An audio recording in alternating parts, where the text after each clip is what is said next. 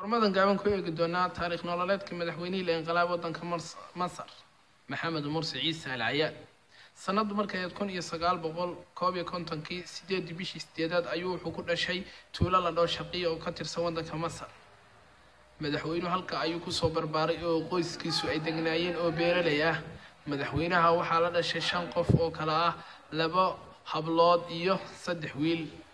sanadii 1978 bishii November wuxuu guursaday gabadh lagu magacaabo Najla Cali Maxamuud oo u dhashay 5 caruur oo kala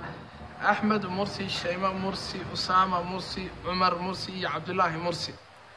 madaxweynaha waddankaasi waxbarashadiisii heer jaamacadeed ayuu sii watay sanad markay 1975 wuxuu bartay engineering isagoo ka qaatay digriga jaamacadii la oran jiray Qaahira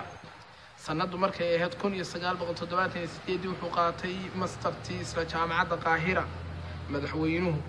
wuxuu ka soo shaqeeyay xoogga ciidanka dalka Masar sanadii 75 ilaa 76 wixii inta ka dambeeyay wuxuu deeq waxbarasho ka helay jaamacadda South California oo uu ugu baxay waxbarasho madaxweynuhu wuxuu musaacid ka soo noqday jaamacadda Qaahira iyo South California dhinaca siyaasadda madaxweynuhu wuxuu ku biiray kooxdii ama xisbigii la oran jiray Ikhwaanul Muslimiin ka fikirkiisa uu qaatay sanadu markay 1977 balse wuxuu xubin rasmi ah ka noqday sanadu markay 1979 madaxweynuhu wuxuu inta ka soo shaqeynayay xisbigii weynaa ee la oran jiray xisbi Ikhwaanul Muslimiin oo uu bilaabay sheekhiini Xasan Al-Banna Ilaahay ha u raxmadee haddaba madaxweynuhu wuxuu soo maray tartan fara badan oo xisbiga dhexdiisa iyo kuwa xisbiga ka baxsanba wixii inta ka dambeeyay waxa la galay wixii la oran jiray Rabiic al-Arab ama gugi carabta u daay waxa la riday madaxweynihii ama nidaamkii Xusni Mubaarak ee waddanka Masar wuxuu madaxweynuhu isu diyaariyay inuu noqdo musharax waxa 17 bishii Abriil 2012 loo doortay xisbiga cadaaladda iyo xurriyadda halka ayuu isu diyaariyay inuu isu soo sharaxo waddanka Masar haddaba markii bishu ahayd 24 May maalin axad ah sanadii 2012 waxay guddiga doorashooyinka Masar ku dhawaaqeen inuu yahay madaxweynaha rasmiga ah ee waddanka Masar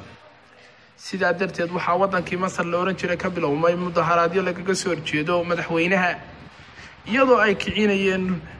dadkii uu kaga guuleystay xilka oo xisbiyadii kala duwanaa ee ka jiray waddankaasi madaxweynaha Mursi wuxuu ku guuleystay 51.7 isagoo uu la tartamayay ninkii ugu cadcada Ahmed Shaqiif oo helay 48.3 haddaba madaxweynuhu waxa xilka la wareegay sanadii 2015 ciidamadii militariga ahaa waxaana ay ku xukumeen xabsi 20 sano ilaa iyo hadda wuxuu ku jiraa jeelka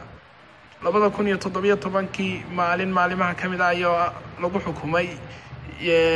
xabsi daayin madaxaha ku furto isagoo xubno kale oo ka tirsan xisbiga Ikhwaanul Muslimiin ka ay ku xukumeen dil balse madaxweynuhu waxa lagu xukumay xabsi madaxaha ku furto haddaba taariikhdan aan ku eegnay madaxweynaha intaas ayaan ku soo koobaynaa ilaahay ka sii daayo cadowgee